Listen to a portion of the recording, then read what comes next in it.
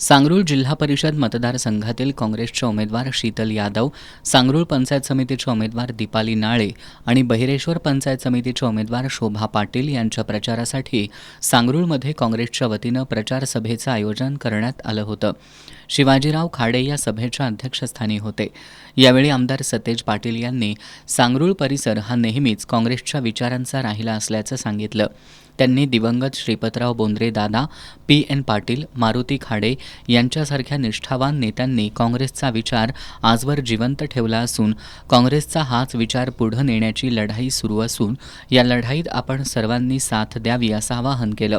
काँग्रेसच्या उमेदवारांना विजयी करणं हीच दिवंगत आमदार पी.एन. पाटील यांना श्रद्धांजली ठरेल असं सांगत पी.एन. पाटील यांच्या माघारी विकास कामांसाठी सांगरूळ गाव दत्तक घेणार असून गावाला निधी कमी पडू देणार नाही असा विश्वास आमदार सतेज पाटील यांनी यावेळी व्यक्त केला. आता जे लोक प्रचार सभांमधून आश्वासनांचा पाऊस पाडतील त्यांना सांगरूळ ते बहिरेश्वर रस्त्यावरून एकदा फिरून यायला सांगा असा टोला लगावत कोट्यावधी रुपयांची कामं केल्याचं सांगितलं जातंय. मग ही कामं गेली कुठं असा सवालही आमदार सतेज पाटील यांनी उपस्थित केला.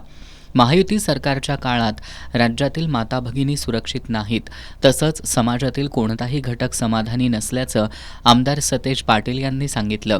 यावेळी बोलताना आमदार जयंत असगावकर यांनी सांगरूळ विधानसभा मतदारसंघ असल्यापासून हा मतदारसंघ काँग्रेसला मांडणारा आहे.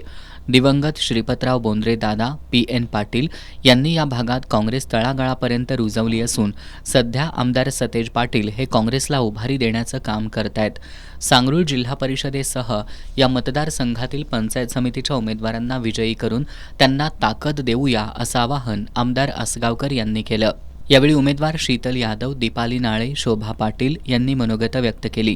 यावेळी शिंदेवाडी इथल्या कार्यकर्त्यांनी काँग्रेसमध्ये प्रवेश केला. यावेळी गोकुळचे संचालक डॉक्टर चेतन नरके, सांगरूळ शिक्षण संस्थेचे अध्यक्ष य.ल. खाडे, प्रशांत नाळे, पन्हाळा तालुका काँग्रेस अध्यक्ष निवास पाटील, उत्तम देसाई, ए.के. पाटील, डी.जी. खाडे, पावी पाटील, सागर भूमकर यांच्यासह काँग्रेसचे कार्यकर्ते, पदाधिकारी आणि नागरिक मोठ्या संख्येनं उपस्थित होते.